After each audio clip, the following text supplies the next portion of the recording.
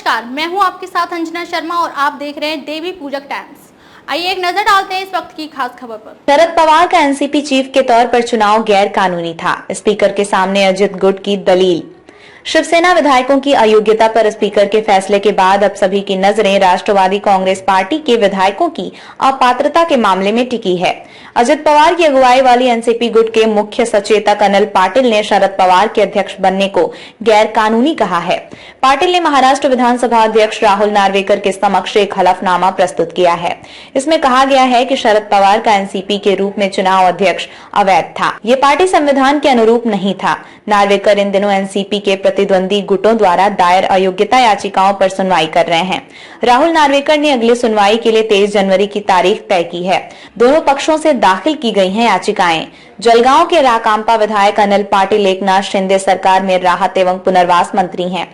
पाटिल ने पार्टी विरोधी गतिविधियों के लिए शरद पवार गुट के 10 विधायकों को अयोग्य घोषित करने के लिए स्पीकर के समक्ष अलग अलग याचिकाएं दायर की हैं, जबकि शरद पवार गुट के राज्य राकांपा अध्यक्ष जयंत पाटिल ने विरोधी गतिविधियों के लिए अजित पवार के नेतृत्व वाले विधायकों को अयोग्य घोषित करने के लिए 40 याचिकाएं दायर की हैं।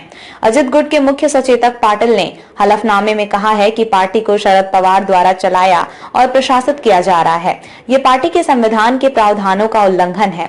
हलफनामे में कहा गया है कि पार्टी के राष्ट्रीय अध्यक्ष पद के लिए शरद पवार का दावा भी एक कथित चुनाव पर आधारित है, जो कभी आयोजित नहीं किया गया था। तो वहीं दूसरी तरफ शरद पवार समूह का आरोप है कि चुनाव हुआ था। पाटिल का दावा अजित पवार है। अध्यक्ष पाटिल ने आरोप लगाया कि पार्टी संगठन को तानाशाही तरीके से चलाया जा रहा है, जहां शरद पवार पार्टी के मामलों को अपनी सनक और इच्छा के अनुसार चलाते हैं और पार्टी में किसी अन्य नेता को पार्टी के मामलों में कुछ भी कहने की अनुमति नहीं है।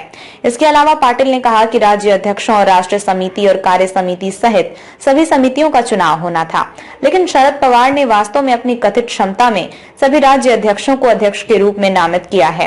अनिल पाटिल ने दावा किया है कि रिकॉर्ड के अनुसार पिछले साल 30 जून को अजित पवार पार्टी के राष्ट्रीय अध्यक्ष चुने गए थे।